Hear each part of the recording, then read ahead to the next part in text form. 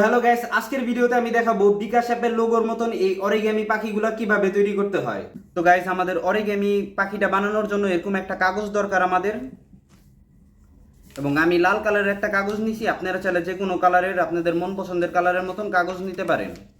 তো এই কাগজটাকে আমি এখন ত্রিভুজ আকৃতির করে ভাঁজ করব। এর জন্য আমি এই লম্বা পাশের উপরের মাথাটা দিয়ে পিছন দিকে এনে ভাঁজ করব।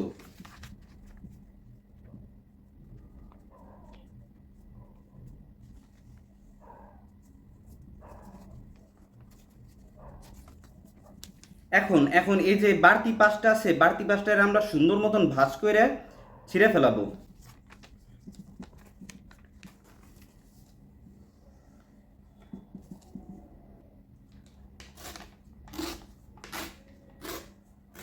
তো আমাদের একটা ত্রিভুজ আকৃতির শেপে চলে আসছে কাগজটা।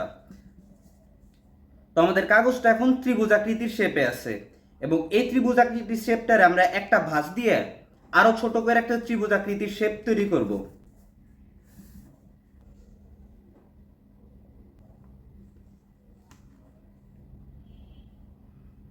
এখন এই ত্রিভুজ আকৃতির শেপের এই দুই পাশটা, এই পাশটা খোলা এবং এই পাশটা হলো আটকানো।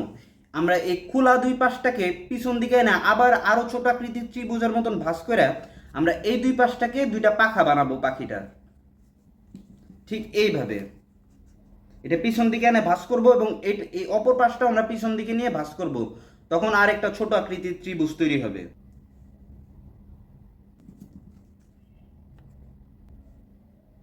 এই ত্রিভুজটা আমাদের আরো ছোট হয়ে গেল।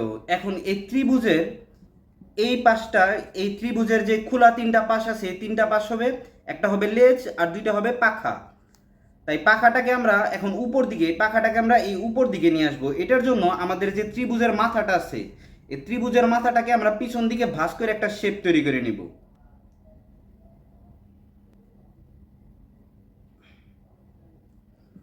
আপনারা দেখে নিতে পারেন ঠিক এইভাবে। এই মাথাটা এরকম ভাঁজ করে এই শেষ দাগ পর্যন্ত নিয়ে আসবো, ত্রিভুজের এই নিচের শেষ দাগ পর্যন্ত, এটার থেকে বাইর করে নিব না। পিছন পাশটাও আমরা একই কাজ করব।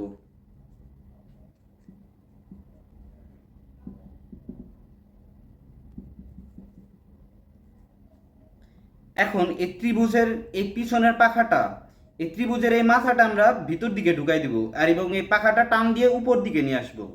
ঠিক এইভাবে।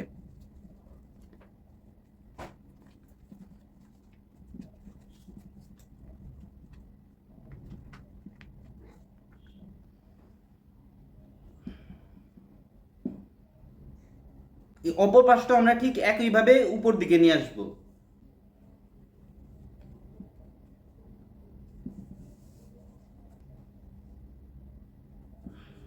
এই পাশটাকে আমরা বানাবো মাথা, এবং ঠোঁট বানানোর জন্য আমরা এই মাথাটাকে ভাঁজ করে নিচের দিকে দিয়ে দিব।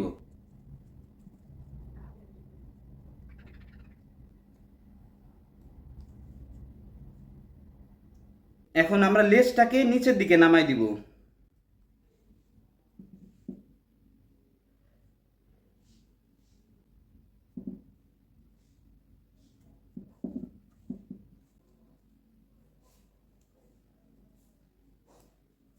তো গাইস, কমপ্লিট আমাদের অরিগেমি পাখি।